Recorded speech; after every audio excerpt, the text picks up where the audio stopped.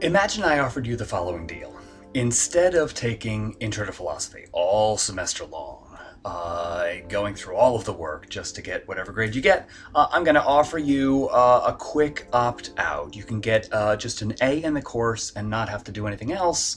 It'll be a scavenger hunt. All you have to do is go out into the world somewhere and bring me back a zargo flax. Now, you have several problems, of course. First, what in the world is a zargo flax? You have no idea what a zargo flax is. And second of all, you therefore don't know where to find a zargo flax. After all, haven't we just been saying that if you don't know what it is, how can you possibly know how it's acquired? But, and here's the important but, that doesn't have to stop you from looking for one. You can still go out into the world looking for a zargo flax. Maybe you start on Amazon.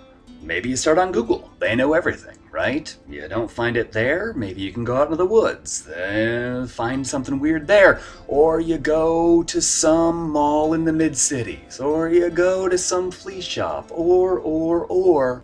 But here's Meno's point. Even if you find a zargo flax accidentally, you've got a bigger problem waiting for you.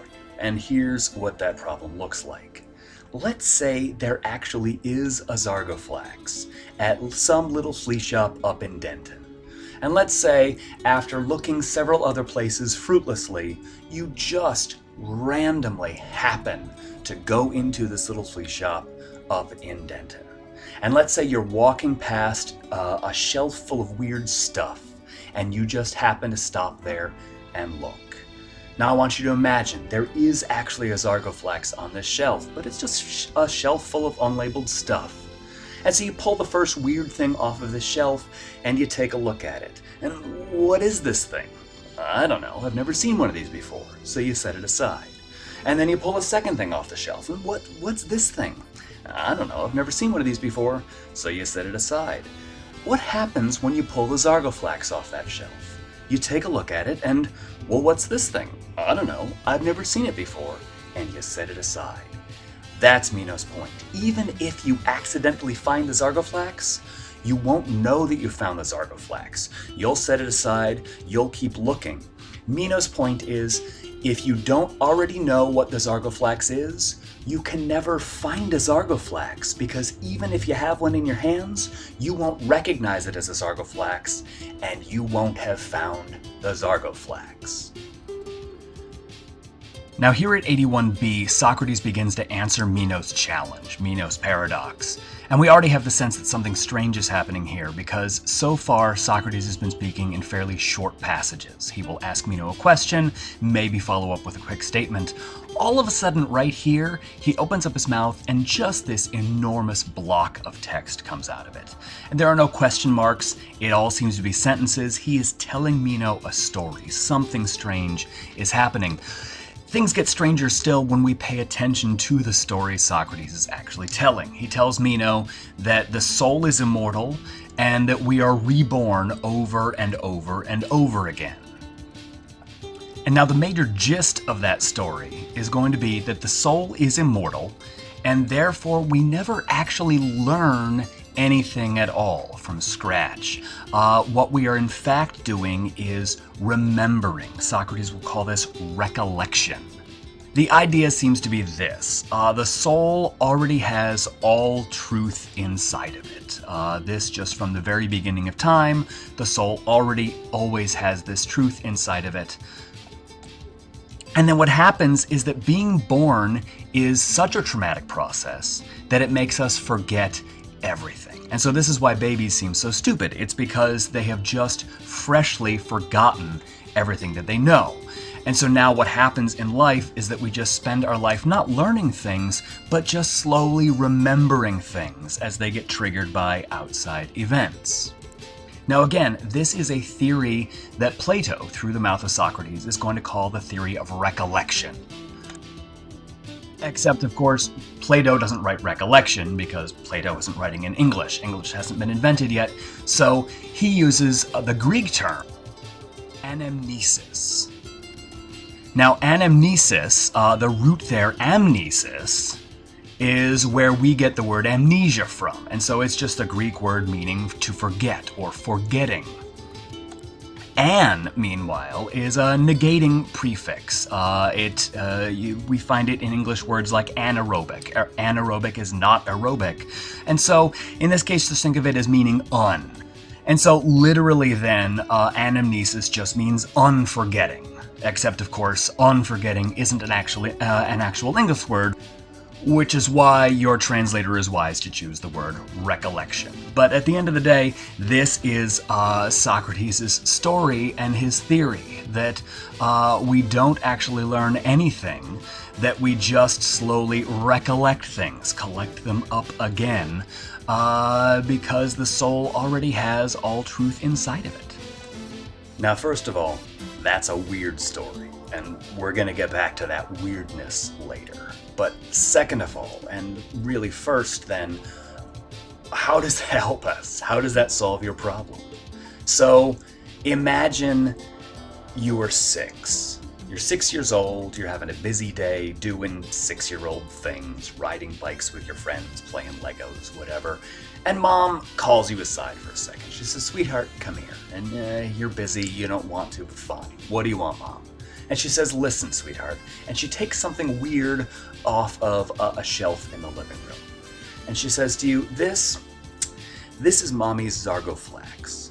I've had it since I was a little girl, and I've always loved it, and I was going to give it to you someday, but here's the thing. You're growing so fast, and you eat so much food, and the budget's a little tight this month, and so I'm actually going to sell this zargo flax. So before I sold it, I just wanted to show it to you and share it with you. And you look and you sort of humor Mom for half a second and you say, "Okay, can I go now?" And Mom says, "Yes, you can go now." And you run back to whatever you were doing. This is a non-event in your little 6-year-old life. And by dinner time, you've forgotten all about Mom's stupid zargo thingy. Let alone by the time you're taking my Intro to Philosophy course, and I say, "Go find me a zargo flax." Maybe that word sounds strangely familiar for some reason, but it's not like you immediately know what that is. Here's the thing, though. You don't know where to go looking. You start looking random places. Notice how it's different, though, now if you accidentally, total chance, walk into that little flea market in Denton.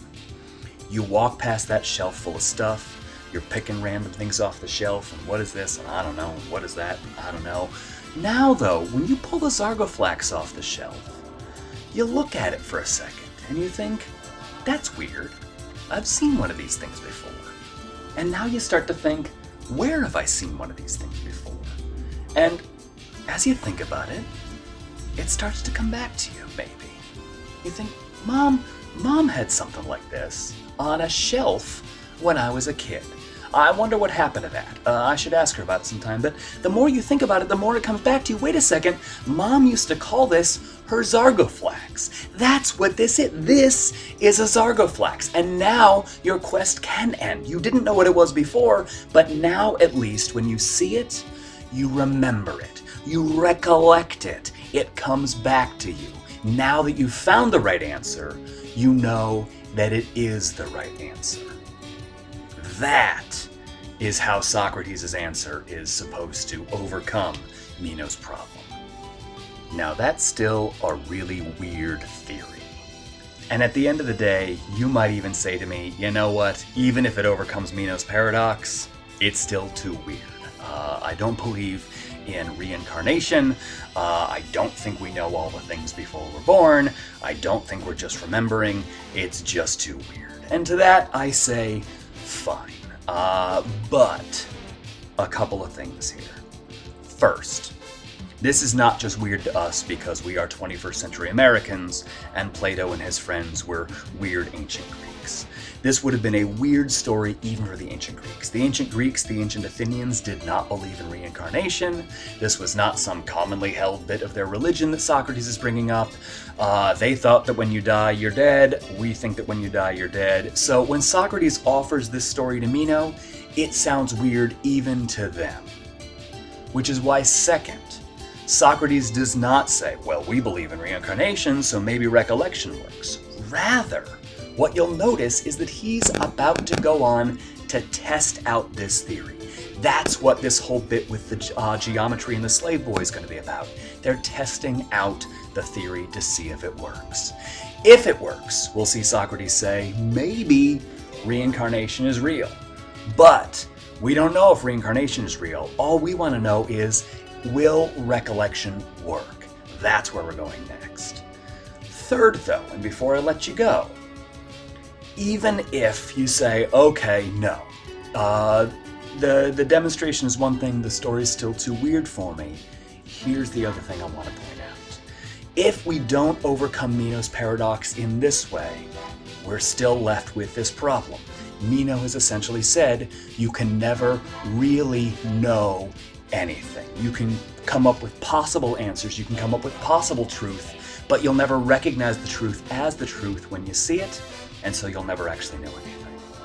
So if we don't take Socrates' story, if we don't take this theory of recollection, our question is going to be, okay, then how do we overcome Meno's paradox? And that's going to be a question that's with us for the entire semester.